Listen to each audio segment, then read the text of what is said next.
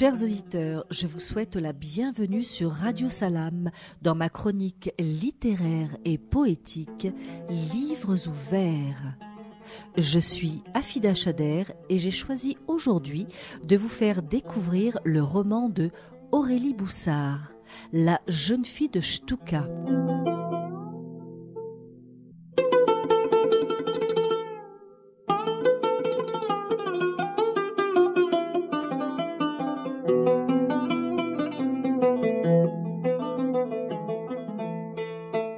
Il y a ceux qui choisissent, ceux qui croient choisir et ceux qui subissent.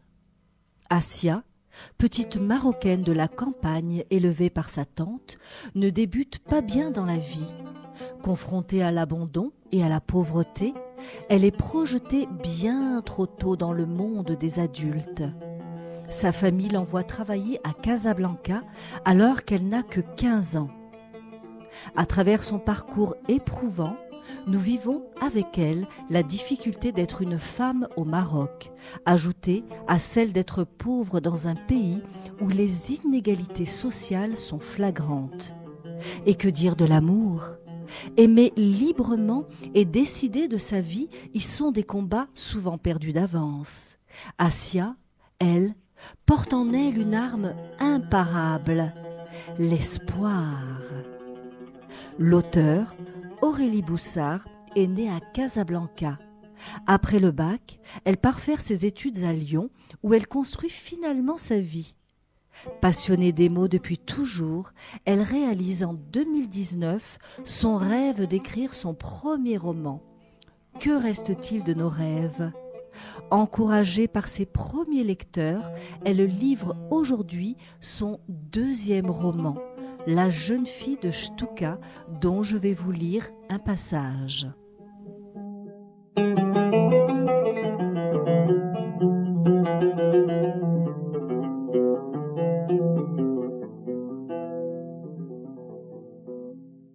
La jeune fille de Stuka. Merci Samir. C'est dommage que tu partes, mais c'est bien que tu sois près de ta mère. Je ne pense pas que j'irai à Casa, même si j'aimerais bien. Il m'a souri, surpris autant que moi que j'arrive à aligner plus de 3 mots pour lui parler. Il a osé me le dire et nous avons ri. Le lendemain, au loin, je lui ai fait un signe de la main quand il m'a cherché des yeux en montant dans le bus. Depuis, il ne quitte pas mes pensées. Je regarde 10 fois par jour le bout de papier sur lequel il a écrit son adresse. Pour moi, c'est une succession de symboles qui ne signifient rien, mais je trouve qu'ils sont propres et appliqués. Ils n'ont rien à voir avec l'écriture bâclée, trop appuyée et irrégulière de mes frères. Un jour, j'irai à Casablanca. Il y a bien du bruit dans le salon. J'entends leur voix passer par toutes les tonalités. Ils m'empêchent de rêvasser. Que peuvent-ils bien se dire à une heure si tardive ? La nuit, habituellement, tout le monde est endormi et je vole 1 heure ou 2 de tranquillité pour m'inventer des histoires, me raconter d'autres vies. Mais voilà que je les entends se lever, faire couler de l'eau, parler plus fort. Ils vont finir par réveiller tout le monde. Je crois que ma tante est jalouse ou désespérée. Depuis quelque temps, elle n'est pas tendre avec moi. Ce n'est pas qu'elle me porte habituellement dans son cœur, mais ces dernières semaines, elle me fait des histoires pour tout. C'est devenu difficile pour tout le monde. Elle dit que j'ai la belle vie et que je profite de leur argent. Moi, je pense que c'est mon oncle qui a la belle vie ces derniers temps. Il passe ses journées au café ou à l'ombre d'un arbre à jouer aux cartes avec ses copains.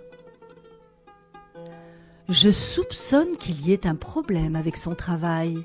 Je n'arrive pas à saisir ce qu'ils se disent, alors je me lève et me dirige sur la pointe des pieds vers la porte où je colle mon oreille. J'entends mon oncle se plaindre. Dans 1 mois, au plus tard, Ils vendent le terrain et nous mettent à la porte. Tu te rends compte ?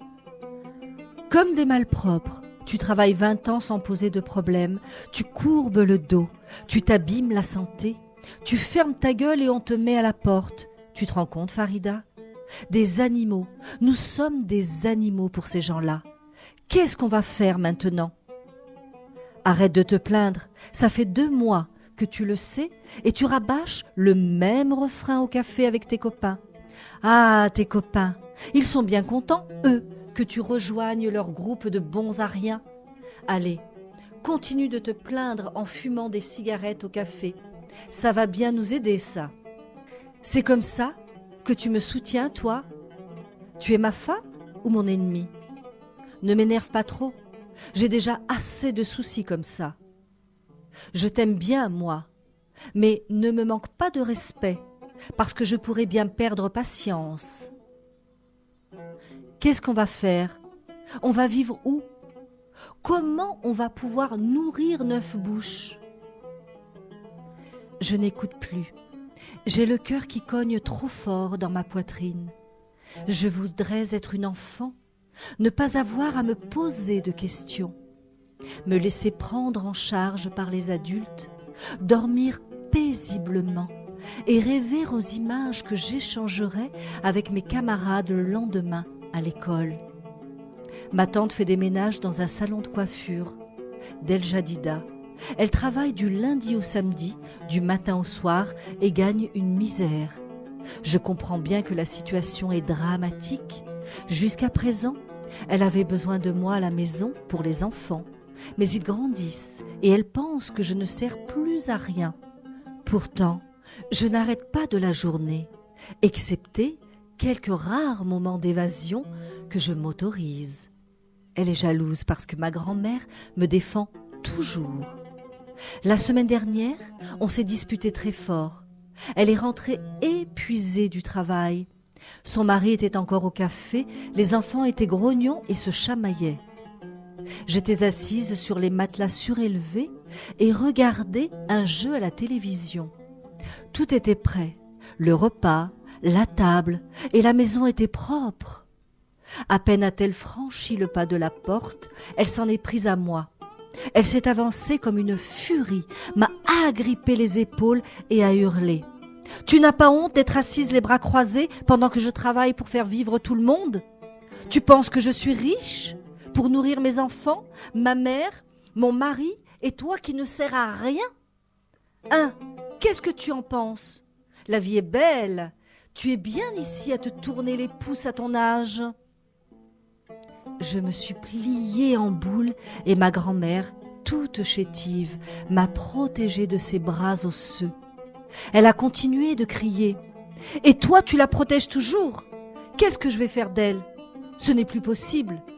Tu vas vite trouver du travail et nous rendre tout ce que tu nous as pris toutes ces années. » J'aime rire, j'aime la vie, mais je souffre démesurément de la méchanceté humaine.